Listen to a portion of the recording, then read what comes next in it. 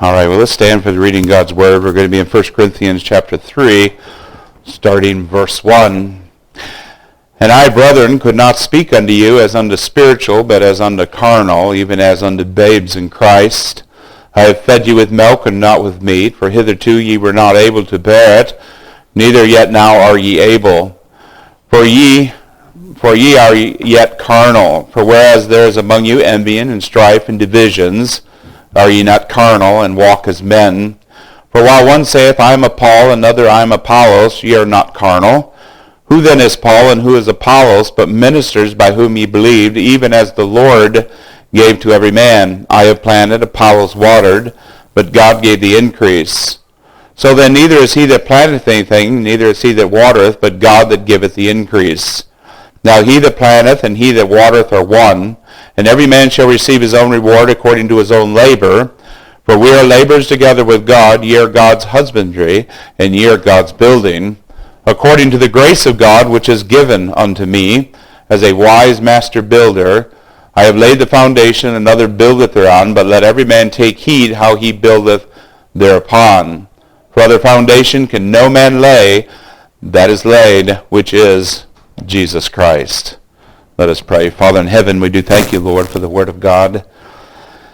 Thank you, Lord, that we have a word that's immutable. It never changes generation to generation. Your word is always the same. Your words have already been spoken, written in a book. We have a canon of Scripture in our hands, a complete revelation of everything that you have shown us. And Father, we do pray your Holy Spirit would work in our hearts, Lord, and bring conviction of sin and restoration in our hearts, Lord. Father, we thank you for the power of that Holy Spirit that enables us to live the life that you have given us to live. Father, we need your Holy Spirit to speak to us here as our teacher, the instructor, the one that comes along our side in all our darkest moments, Lord, and always carrying us through, Lord. Father, we thank you for the word now. We know it's definitely inerrant, Lord, infallible. We thank you, Lord, that we have a God-breathed word and we can read it, understand it, and it can change our lives forever. I just pray, Lord, that your Holy Spirit would quicken us, Lord, and just raise us back to where we need to be, Lord. And our hearts, Father, to be strong in the faith and power of your Son, the Lord Jesus Christ, our Lord and Savior. Father, we commit this time unto you. We ask you to speak to us now in Jesus' name. Amen. You may be seated. Well, we are going to be here in 1 Corinthians 3, dealing in that aspect of divisions in the church. And truly, some of the most simple truths of the gospel, man's sinfulness and God's mercy.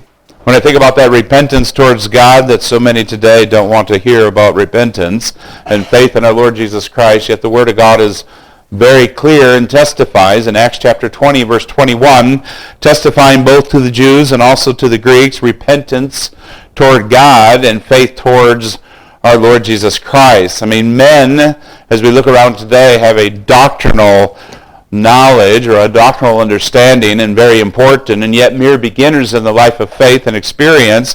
They have many contentions and quarrels that have a way of rising up because of religion, and truly the point of it is they're very sad evidences of carnality.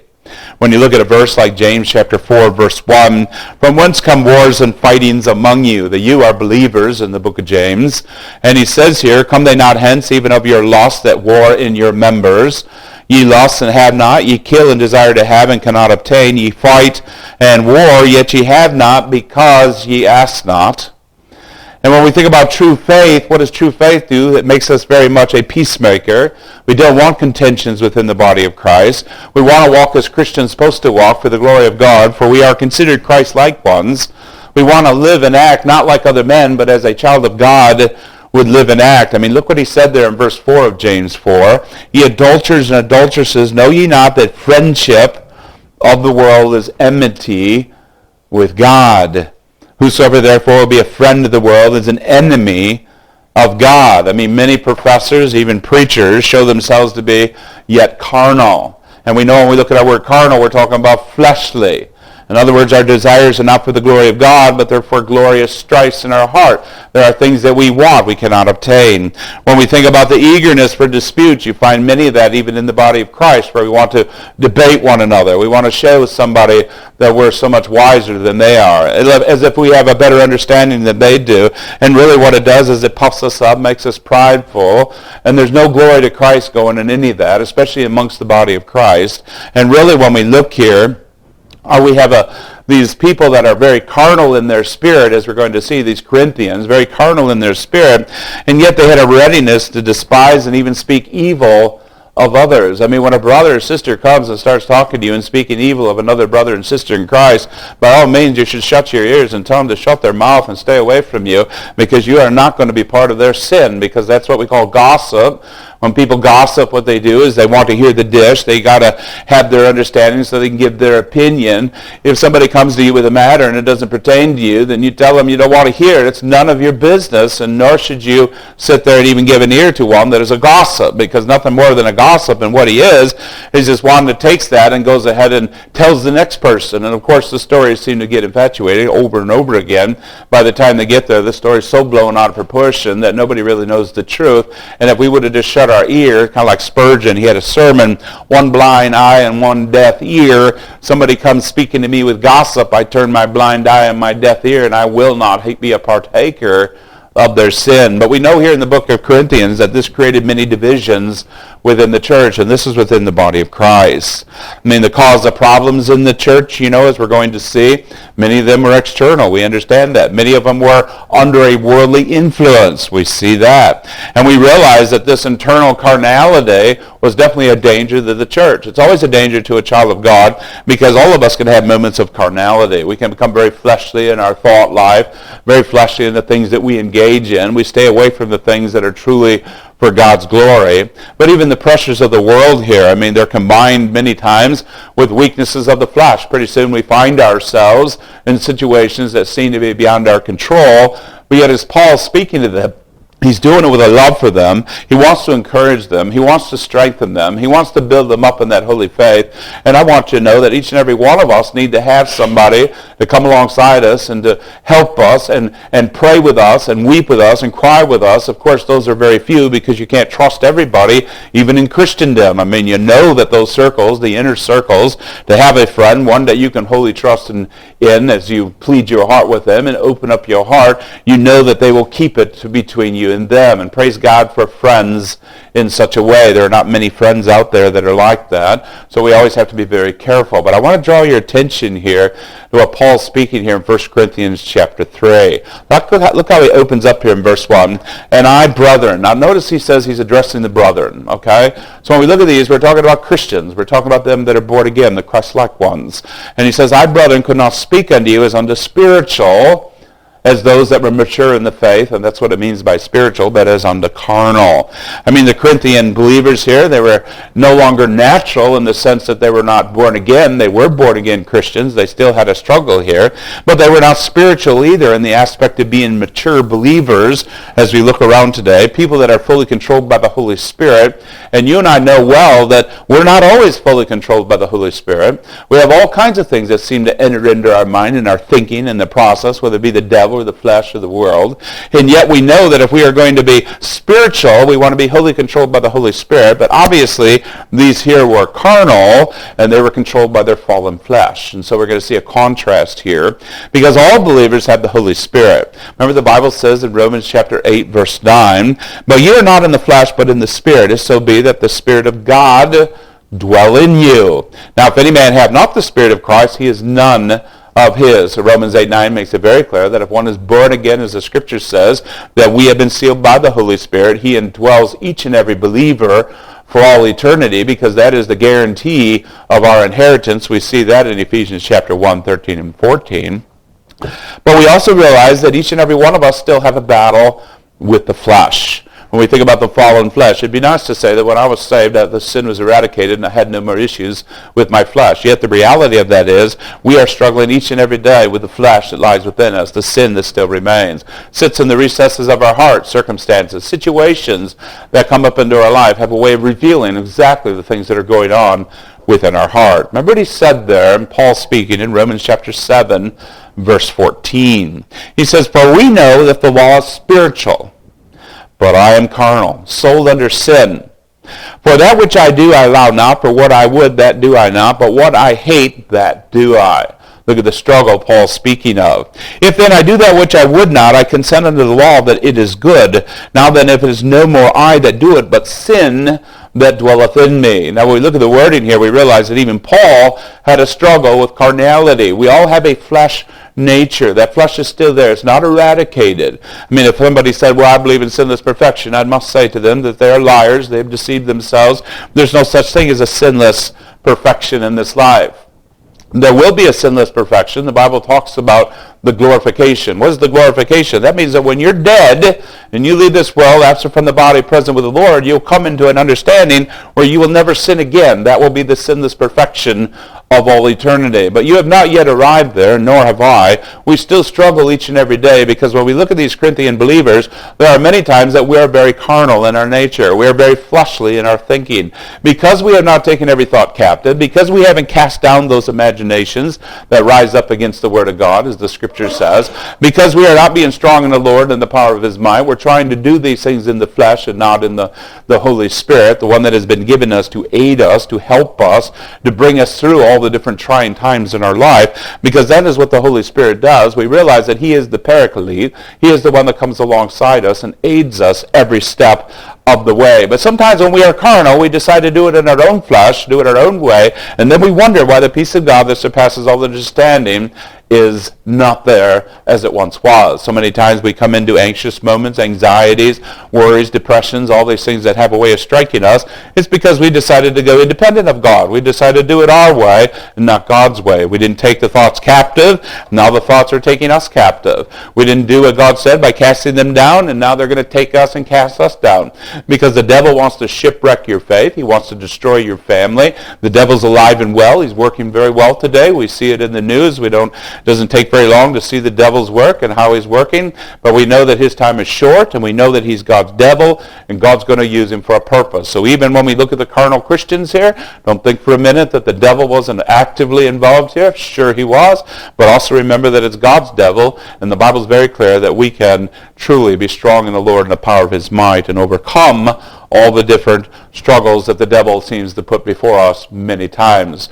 But today we're dealing with that aspect of the fallen flesh. So he said there, "And I, brethren, could not speak unto you as unto spiritual, but as unto carnal." Paul speaking in love. Look what he says. "Even as unto babes in Christ." I mean, the carnality of those believers here indicated that they were spiritual in the sense that the Holy Spirit was in them, but the Bible is very clear that they were very immature in their faith. You find this quite often with Christians.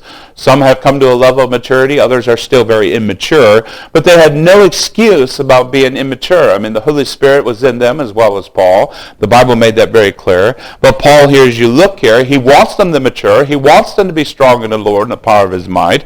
He brings that in light of all that he has taught them. He has poured his heart out to this church. When we look at these 1st and 2nd Corinthians, 29 chapters he wrote to this church, very important. But remember what he also said, if we went back into the book of Hebrews here, in Hebrews chapter 5, verse 12, the writer here, what did he say? For the time that ye ought to be teachers, dealing with Christians, I want you to know, this is the reference here in Hebrews 5, for the time ye ought to be teachers, ye have need of one to teach you again, which be the first principles of the oracles of God, and become as such as have need of milk and not of strong meat.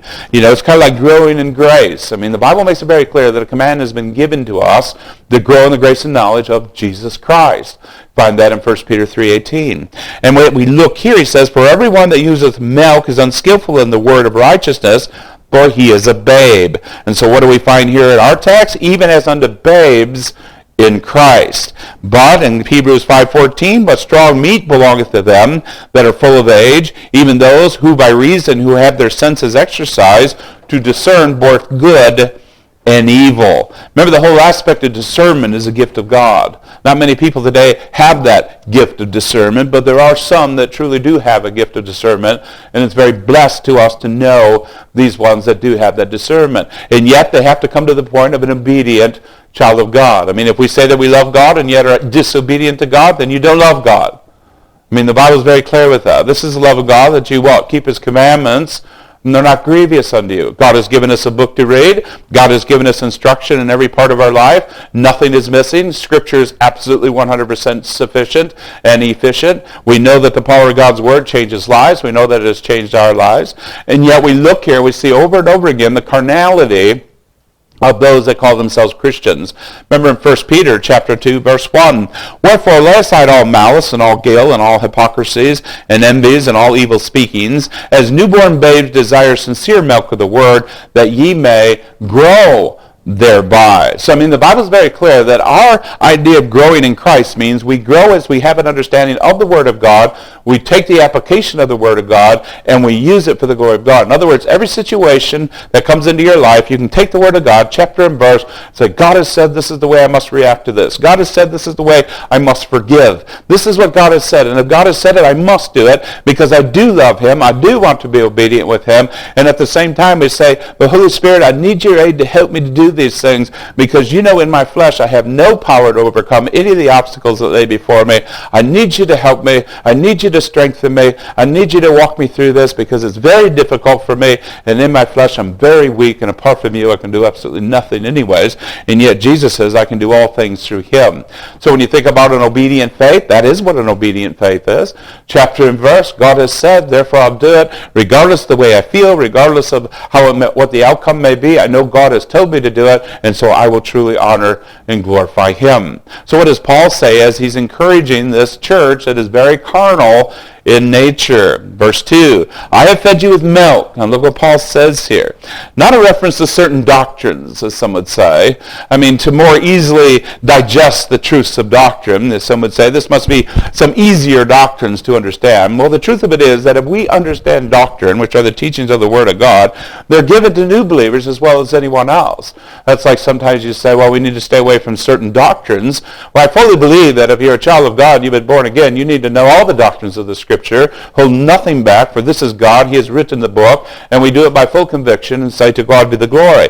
And so Paul says here, but I have fed you with milk, and the purpose of the milk is you need to digest these things because you are not ready for the meat of the Word of God, but not in the sense of certain doctrines, as some would say. We need to stay away from this doctrine and that doctrine. Fully believe that all doctrine must be taught exactly like the Word of God says, because doctrine is important, right? I mean, what Paul said to Timothy, you must be sound in doctrine. You know, today people say, oh, we don't need to be sound in doctrine. That's just some of the things that only preachers are supposed to do. The reality of it is that every one of us that's a child of God are commanded by God to be sound in doctrine. That's the teachings of the Word of God. That's what the word doctrine means. So he says here, I fed you with milk and not with meat. Now look at the rebuke that Paul has for them.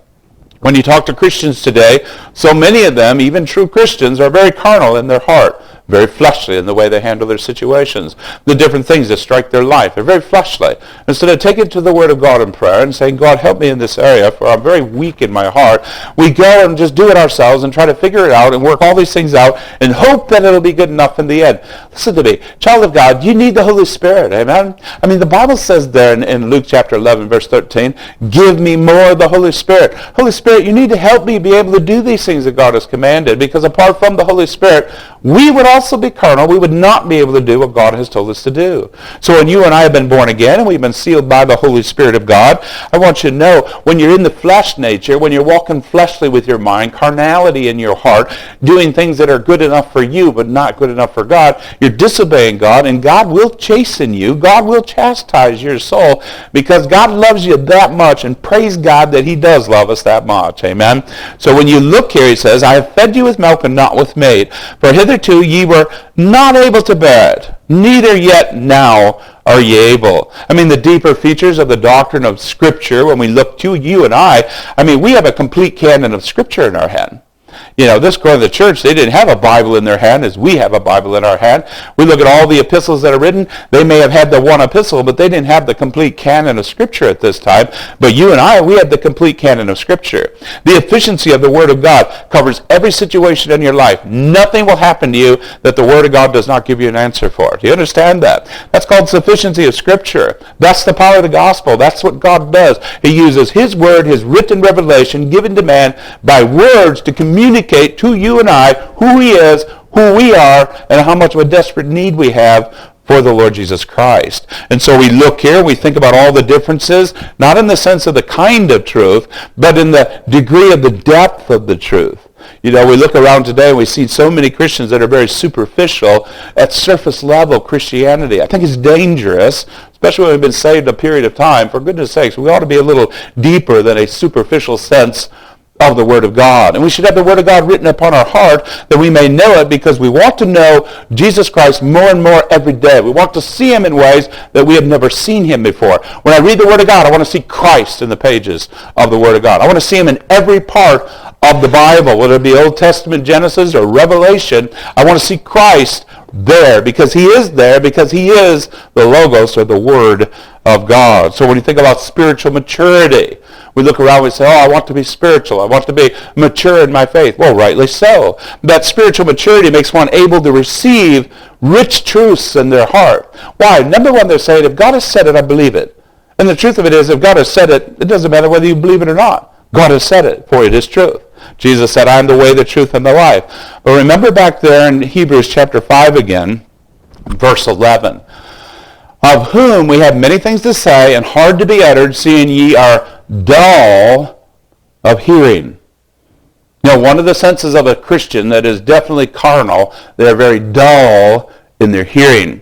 For when, for the time, ye ought to be teachers, ye need that one teach you, which be the first oracles of God, and are become such as have need of milk, and not of strong meat.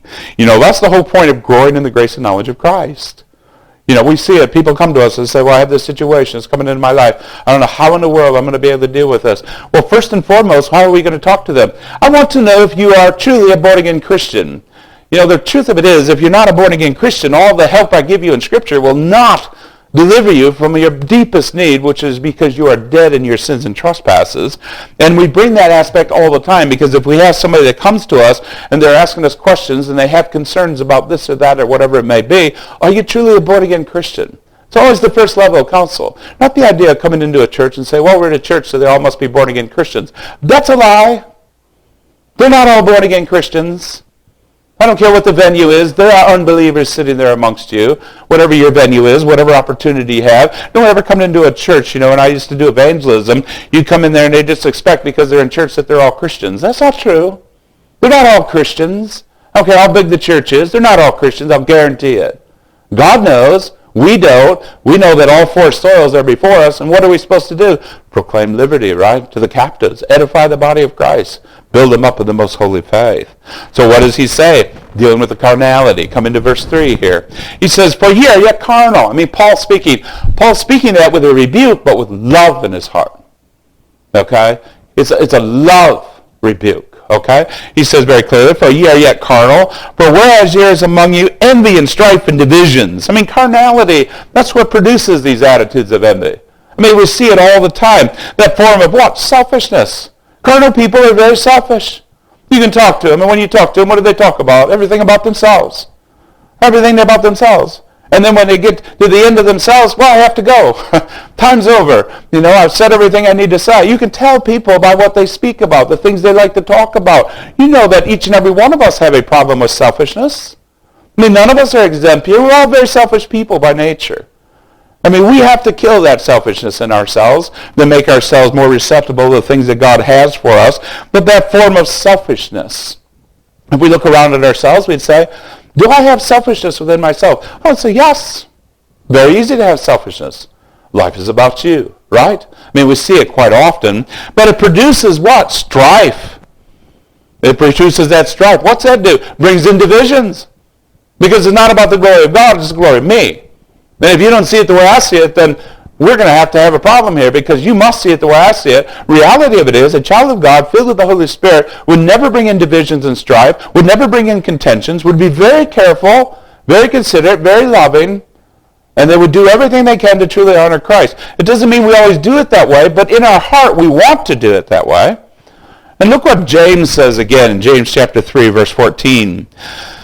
But ye have bitter envy and strife in your hearts. I mean, James could have been speaking to the Corinth church, could he not? This is exactly what Paul has just told them that they were. And he says, and lie not against the truth. This wisdom descendeth not from above, but is earthly, sensual, and devilish. That's the wisdom that comes from above. But he says here, for where envy and strife is, there is what? There is confusion and every evil work. That's what your Bible says. And so when we look at a verse like Galatians chapter 5, verse 15, it says, but if ye bite and devour one another, speaking to the body of Christ there in Galatia, take heed that ye be not consumed one of another. And so again, when you come into verse 3, back into our text, he says, and ye are not carnal, and walk as men. I mean, he makes it very clear here. I mean, apart from the will of the Holy Spirit, and how often do you converse with the Holy Spirit? How often do you talk to the Holy Spirit? The Holy Spirit is God also. Father, Son, and Holy Spirit. He is the one that has sealed you until the day of redemption. That is what the Word of God says. He is the one that helps you, works in you, continually giving you understanding, clarity into the Word of God. How often do we do these things apart from the will of the Holy Spirit? Do we know the will of God for our life? Do we know, and are we walking? The will of God for your life is never for us to be carnal, never to be carnal. But how often do we find ourselves in carnality in our own lives? And the point of it is, we want to be spiritual, but we have to walk in the power of the Holy Spirit. The Holy Spirit is the one that helps us to live the life that God has called us to live. We have been effectually called, born again, birthed into the kingdom of God, given the Holy Spirit, and the Holy Spirit is the one that's going to carry us through this life, and he's going to be with us to the end because the Holy Spirit knows the perfect will of God for your life. Remember, we see reference to that in Romans chapter 8. But when we look here, remember the verse Scripture said in Mark chapter 7, verse 21. For from within, now this is us too, look what he says, for within, out of the heart of men proceed evil, false, adulteries, fornication, murders, theft, covetousness, wickedness, deceit, lasciviousness, an evil eye, blasphemy, pride, and foolishness. Do not we find ourselves in such a way at times in our life, in the carnality of our life? Absolutely we do. But out of the heart of man, that's the way those things come. You and I know that all we have to do is have a circumstance hit our life, and immediately we spew out a bunch of words. Because the truth of it is, that's what you're really thinking. That's what's going on in your heart. And so many people say, well, I didn't really mean that. Yes, you did mean that. You can't say you didn't mean it. You meant it. It just came out because it's always been there. And these are issues that we have to deal with. I mean, look what the Bible said about us as children of God in Ephesians 2:2. Wherein in time past ye walked according to the course of this world, according to the prince of the power of the air, the spirit that now worketh in the children of disobedience. So the people that are out there, if they have all these things going on in their heart, these are the children of disobedience. These are the ones for whom the wrath of God abideth.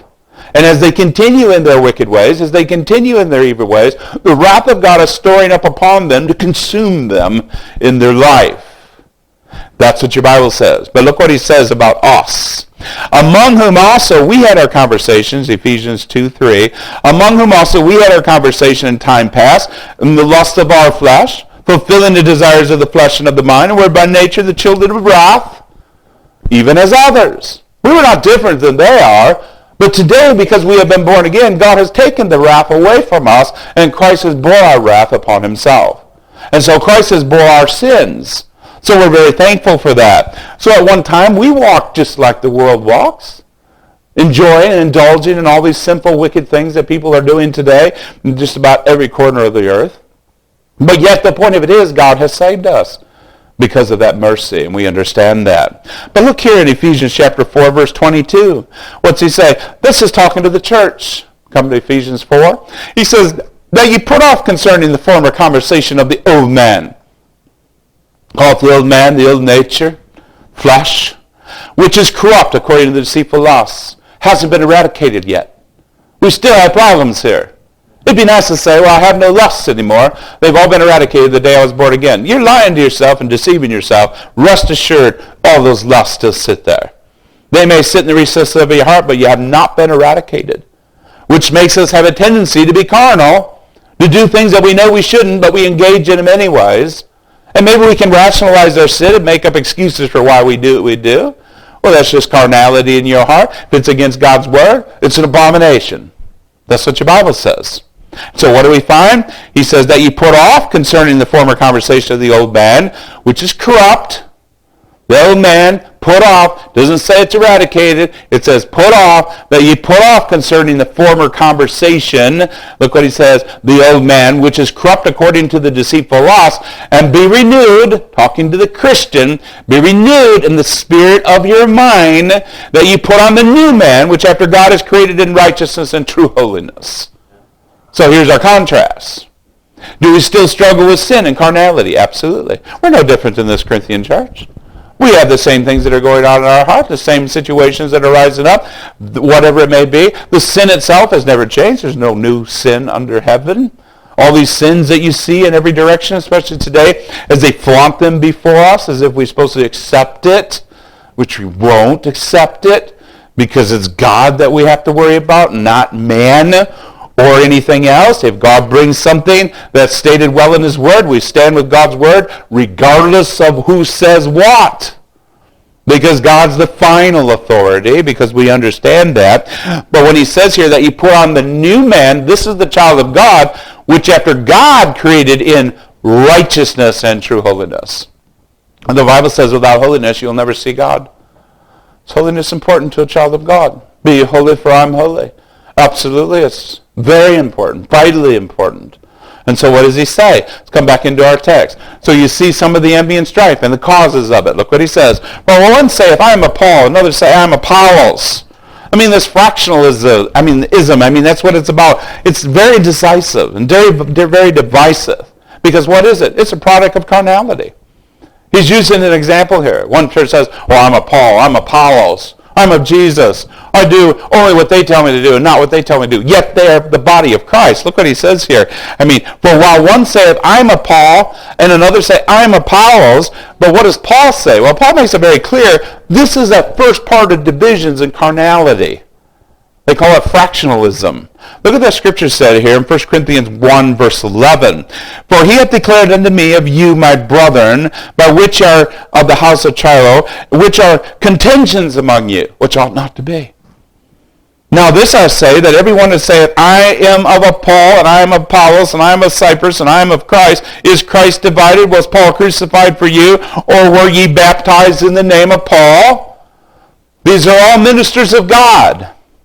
But they're separating themselves within the church, saying, I do not follow Paul. I do not follow Peter, or whatever it may be. I follow this person or that person.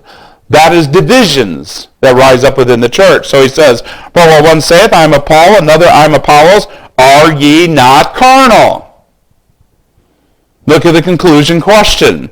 Remember the Bible said, 1 Corinthians chapter 4, verse 6, and these things, brethren, I have in a figure transferred to myself and to Apollos for your sakes, that ye might learn in us not to think of men above which is written, that now no one of you be puffed up for one against another.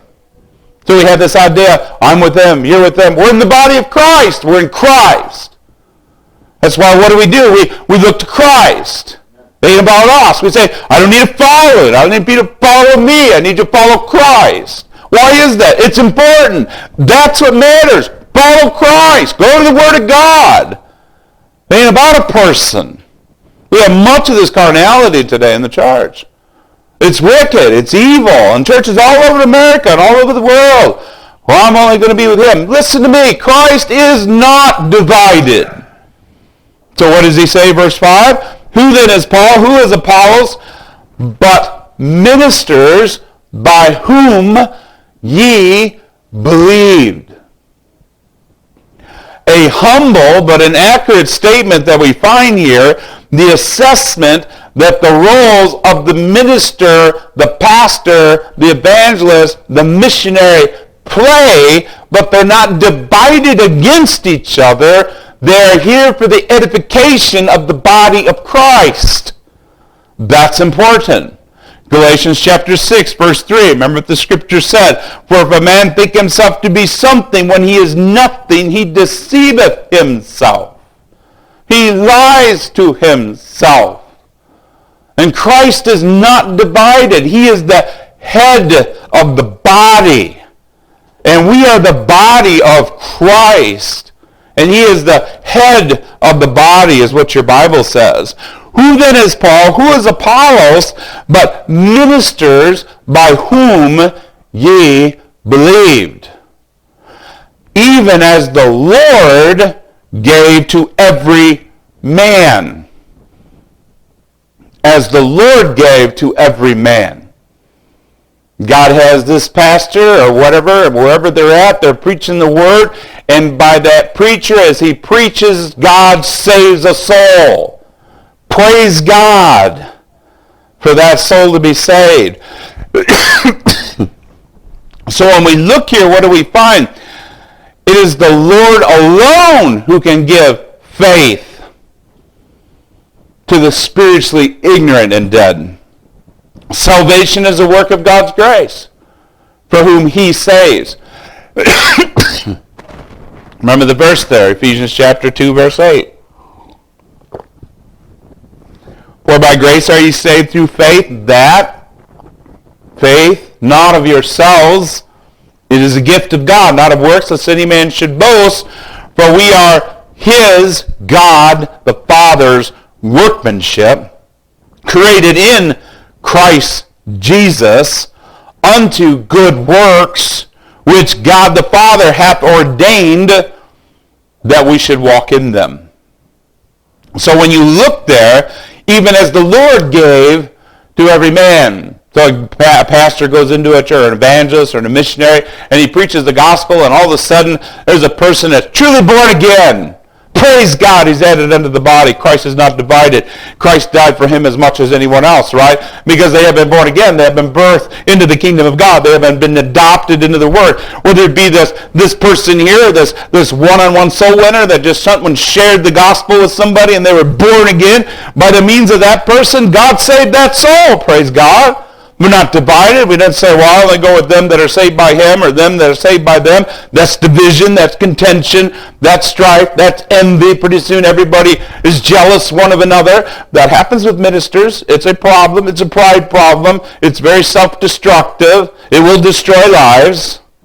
But according to the Word of God, what does he say in regard to this? Verse 6, I have planted, Apollos watered, but God gave the increase. And so as we're speaking to the church there, I have planted, Apollos has watered, but God gave the increase. So look what he says when he comes into verse 7. So then neither is he that planteth anything, this one has planted. Neither is he that watereth, this one has watereth. But God that giveth the increase. The Bible is very clear. Love these verses in the book of Daniel. Daniel chapter 4, verse 34. And at the end of the days, I, Nebuchadnezzar, up my eyes unto heaven, and my understanding returned to me. Remember him out in the field, eating grass like a bull or an animal, and that's exactly what he was. But he says here, my understanding returned unto me, and I blessed the Most High. And I praised and honored him that liveth forever, whose dominion is an everlasting dominion, and his kingdom is from generation to generation. Guess what happened to Nebuchadnezzar? He came back to his senses. He come back to an understanding that he couldn't take anything away from God, for everything was his. Because look what he says. And all the inhabitants of the earth are reputed as nothing. He doeth according to his will. Speaking of God, the Almighty God, he doeth according to his will in the army of heaven, among the inhabitants of the earth. And none can stay his hand and say unto him, what doest thou? That's God. And man doesn't need to help God. Amen? I mean, goodness sakes, why do man think they have to help God? Why do we have to take Scripture and interpret it and twist it in ways when God has stated very clearly what he has stated? But man says, listen to me, God, I must be your counselor. I must help you here. We got to make you more understanding so you can kind of relate to us a little better. My goodness, you're created in the image of God. He's given us a book to read. By all means, read the book. Read the book. See what he says to you. But yet, what do we find here? So neither is he that planteth anything, neither is he that watereth, although both are important. But God that giveth the increase. Who does that? God does. I can come and give somebody a gospel presentation. I can sit down and give them every verse, perfect verses, perfect display. Not that I've ever done it, but a perfect gospel presentation. And they may be sitting there dead in their sins, unable to understand, because God says, remember, I'm the one that gives the increase. And God does it by his own sovereign will. Call it what you will, but he is sovereign, and he can do whatever he wants to do with his creatures. Because that's what your Bible says. That's not my presupposition. That's not my opinion. That's what God says. That's God. He has a right to do that. We don't understand how God works.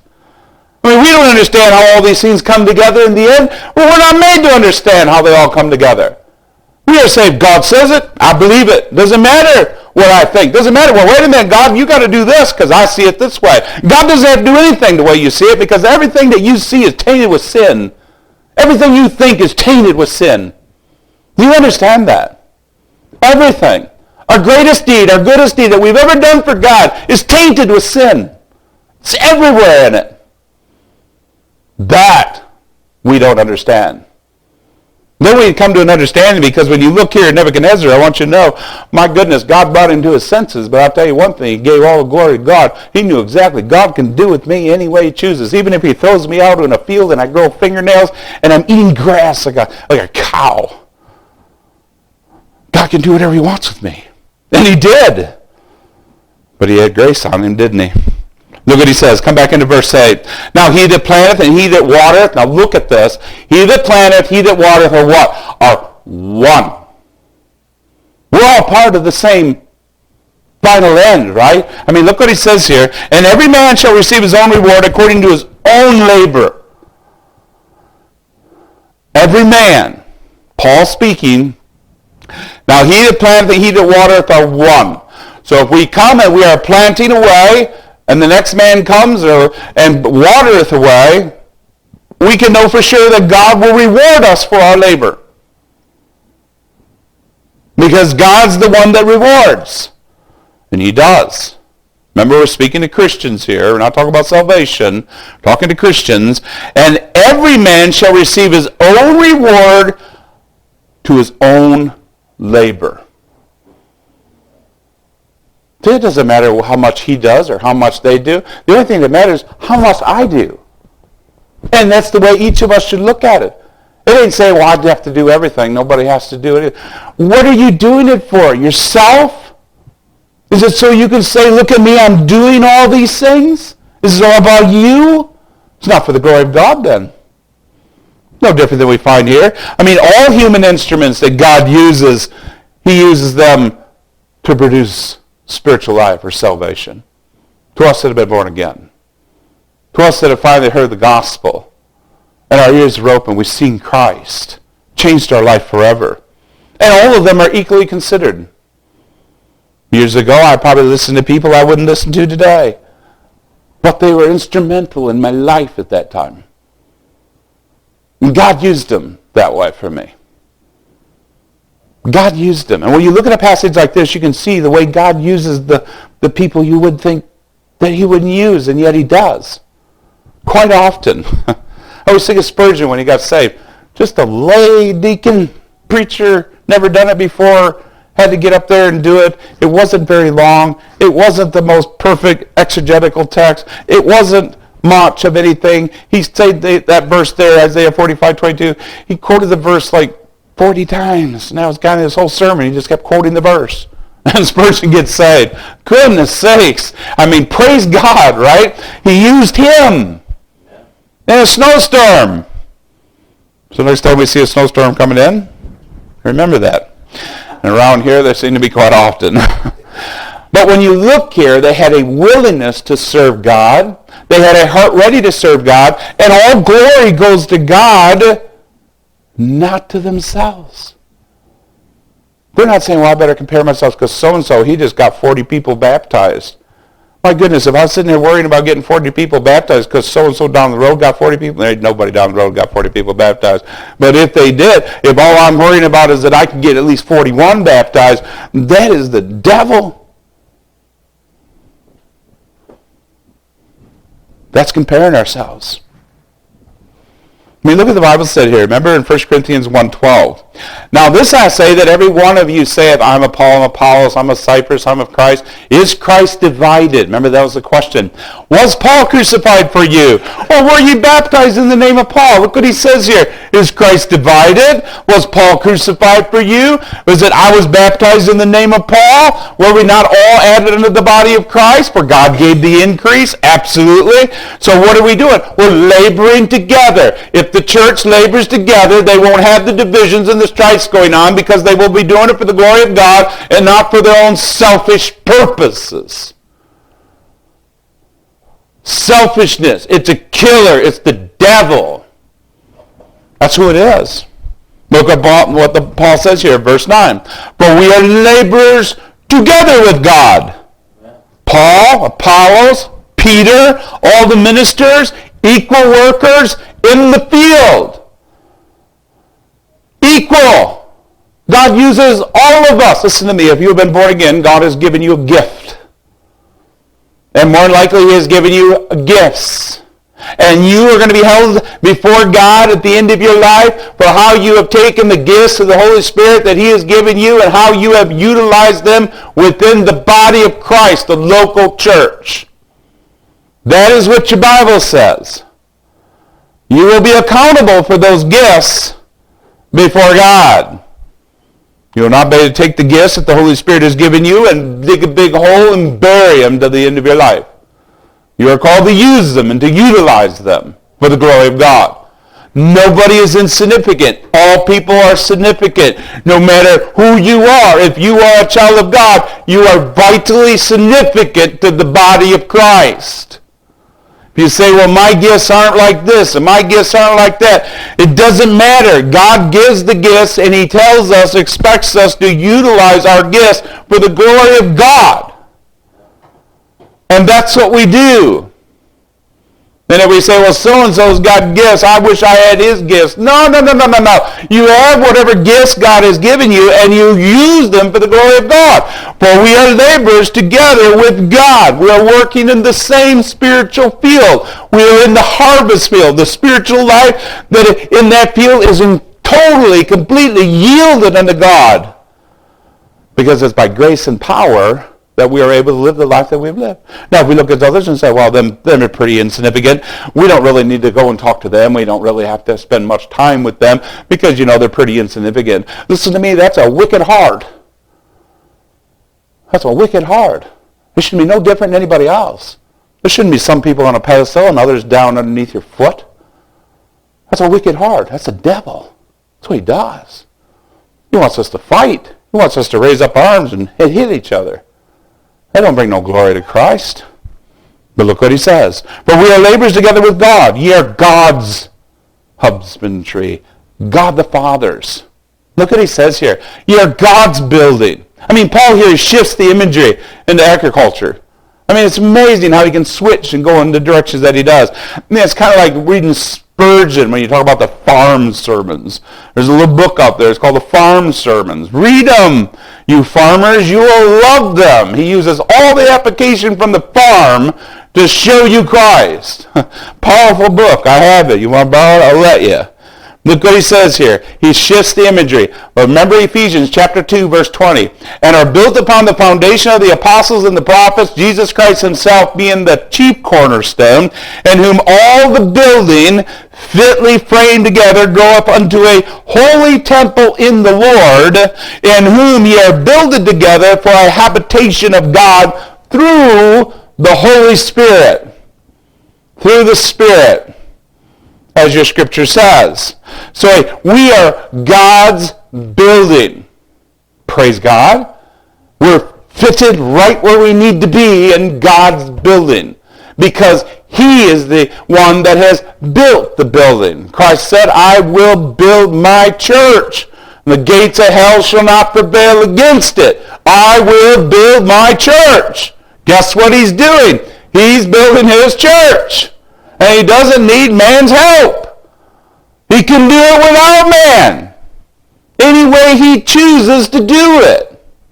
And so we find here, again, verse 10, according to the grace of God, which is given unto me, Paul, me speaking, as a wise master builder, I have laid the foundation, and another buildeth thereon.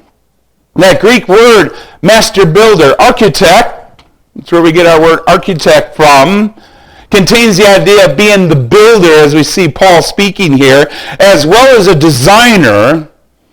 That word can also come to the point of designer. But Paul here was definitely talking about building a spiritual foundation. The Bible says again, Romans chapter 15, verse 20, Yea, have I strive to preach the gospel, not where Christ was named, lest I should build upon another man's foundation. What did Paul do? He wanted to go places they never heard the gospel. Never heard it. And he did, and we understand that. But he was used of God to establish the groundwork of the churches in Asia Minor. The groundwork. One will come in behind Paul and preach the same gospel. One will come in behind him when that person dies and preach the same gospel. One will come in behind that person when that person dies and preach the gospel.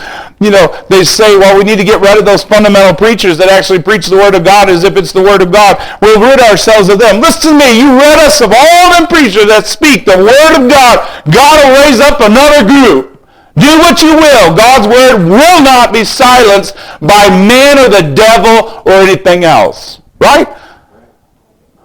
I mean, can you imagine if guys say, we'll just get rid of all them people that actually believe that book, we'll kill them all. Go ahead. Go ahead.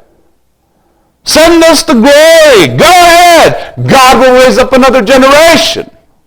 And they'll do the same thing that we've been doing.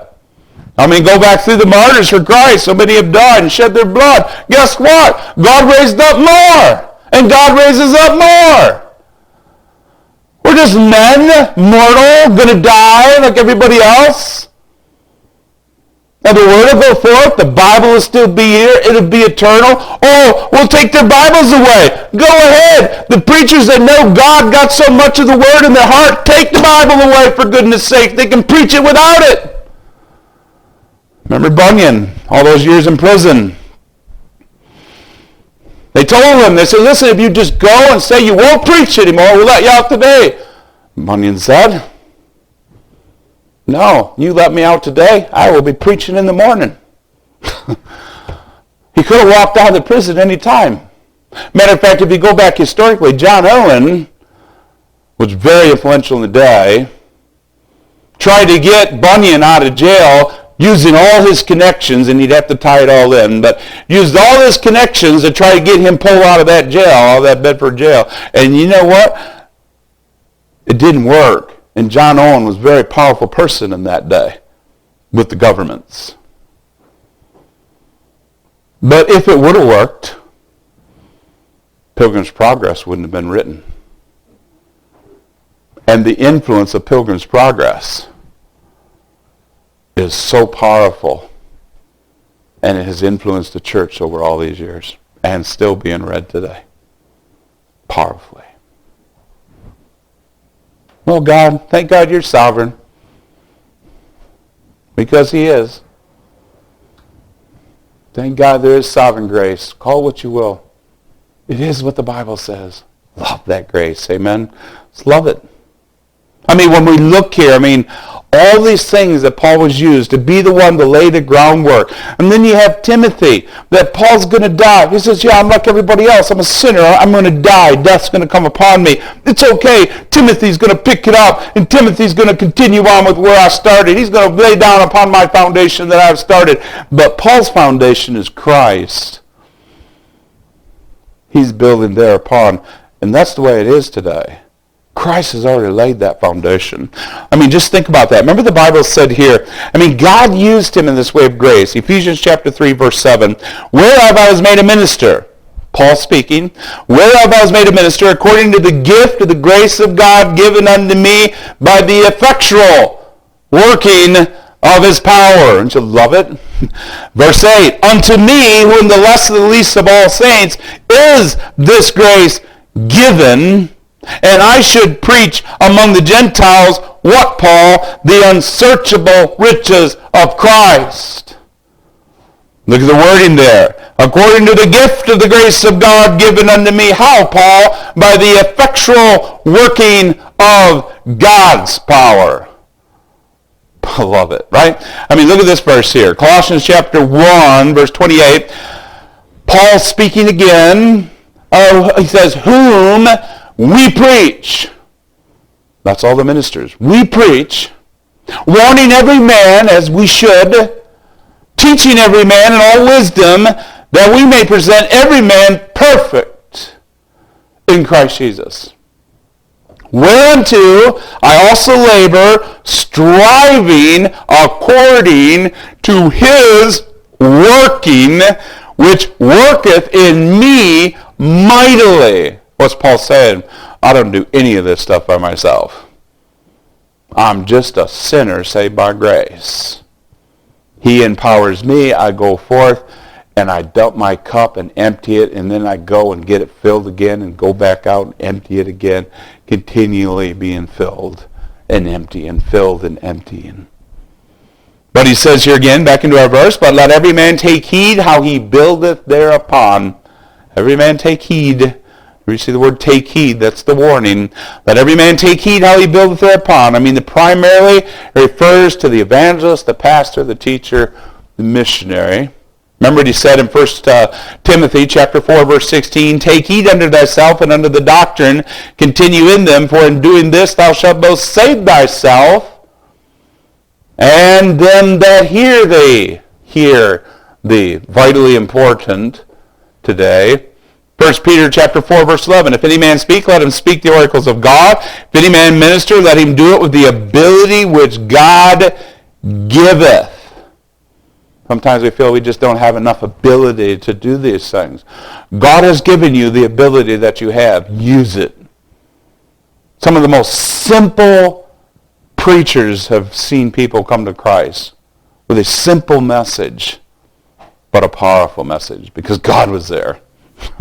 Amen. So he says here, if any man speak, let him speak as the oracles of God. If any man minister, let him do it as with the ability God giveth, that God in all things may be glorified through Jesus Christ, to whom be praise and dominion forever and ever. Amen. So what does Paul say in the last verse here? For other foundation can no man lay than that is laid, which is Jesus Christ. Paul did not design the foundation. He was not the architect. He only laid it down by preaching Christ.